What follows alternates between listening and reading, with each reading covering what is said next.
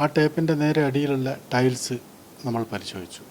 കാരണം കുട്ടി ഒരു ദിവസം ഈ പ്രതി കുറ്റം ചെയ്ത ഒരു ദിവസം ബ്ലീഡിങ് വന്നിരുന്നെന്നും ആ പൈപ്പിൽ നിന്നും കഴുകിയിരുന്നെന്നും പറയുന്നുണ്ടായിരുന്നു. ഈ കേസ് നമ്മൾക്ക് കിട്ടുമ്പോൾ DYSP TK രത്നകുമാറിൻ്റെ നേതൃത്വത്തിൽ അന്വേഷിക്കാൻ എന്നെയും ആ ടീമിൽ ഉൾപ്പെടുത്തി. ഞാൻ ആ സമയത്ത് മയിൽ SA ആയിരുന്നു. നമ്മൾ വലിയ വെല്ലുവിളിയോടാണ് ഈ കേസ് ഏറ്റെടുത്തത്. കാരണം സമൂഹത്തിലും പൊതുവെ മീഡിയകളിലും ഈ കേസ് വളരെ പ്രമാദമായി ചർച്ച ചെയ്യപ്പെടുകയും ഒരു കളവായ കേസാണെന്ന് പൊതുവെ ധാരണയുണ്ടാവുകയും ചെയ്യുന്ന അവസരത്തിലാണ് ഈ കേസ് നമുക്ക് കിട്ടുന്നത്. ആ കാഴ്ചപ്പാടോട് കൂടി തന്നെയാണ് ഈ കേസിനെ സമീപിച്ചത്. എന്നാൽ CD ഫയൽ വായിച്ച് നോക്കിയപ്പോൾ ഒരുപാട് തവണ സൂക്ഷ്മമായി പരിശോധിക്കുമ്പോൾ കുറേ സത്യങ്ങൾ CD ഫയൽ തന്നെ ഒളിഞ്ഞു കിടപ്പുണ്ട്.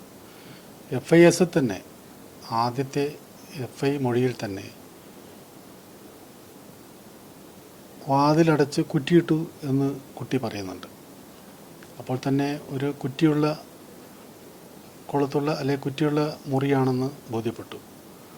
പക്ഷേ ലോക്കൽ പോലീസ് തയ്യാറാക്കിയ മാസ്റ്ററിൽ കുറ്റി ഇല്ലാത്ത മറ്റൊരു റൂമായിരുന്നു. സംഭവസ്ഥലം മാറിപ്പോയതാണെന്ന് മനസ്സിലായി. അതുപോലെ തന്നെ ഈ കേസിലെ FIS-ൽ കൈകെട്ടി വായിൽ തുണി തിരികെയെന്ന് കുട്ടി പറയാനുണ്ടായ സാഹചര്യത്തെപ്പറ്റി പഠിച്ചു.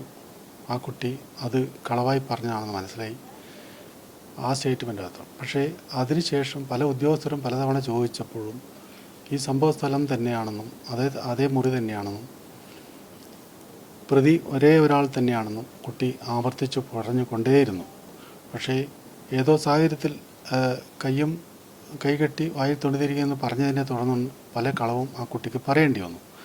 അതുകൊണ്ട് ആദ്യ അന്വേഷണ സംഘത്തിന് ആശങ്കയുണ്ടായി, സംശയങ്ങളുണ്ടായി. ഒരുപാട് മറ്റ് രീതിയിലേക്ക് ആ കേസ് സഞ്ചരിച്ചു. കേസ് വഴിതിരിഞ്ഞു പോയി.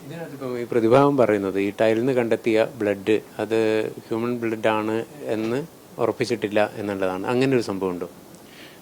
ഈ സംഭവ സ്ഥലം എന്ന് പറയുന്ന കുട്ടി പറയുന്ന മുറിയിലെ ക്ലോസറ്റിന് നേരെ എതിർഭാഗത്തുള്ള ഒരു ടാപ്പുണ്ട്, വാട്ടർ ടാപ്പ്. ആ ടാപ്പിൻ്റെ നേരെ അടിയിലുള്ള ടൈൽസ് നമ്മൾ പരിശോധിച്ചു. കാരണം കുട്ടി ഒരു ദിവസം ഈ പ്രതി കുറ്റം ചെയ്ത ഒരു ദിവസം ബ്ലീഡിങ് വന്നിരുന്നെന്നും ആ പൈപ്പിൽ നിന്നും കഴുകിയിരുന്നെന്നും പറയുന്നുണ്ടായിരുന്നു. അതനുസരിച്ചിട്ട് എന്തെങ്കിലും തെളിവ് കിട്ടുമെന്ന് അറിയാൻ വേണ്ടി ആ ബാത്റൂമിലെ ടാപ്പിൻ്റെ നേരെ താഴെയുള്ള ടൈല് ഇളക്കി പരിശോധിച്ചു. അത് ശാസ്ത്രീയ പരിശോധനയ്ക്ക് വിധേയമാക്കി. സയൻറ്റിഫിക് ഫോറൻസിക്കാരാണ് അത് ചെയ്തത്.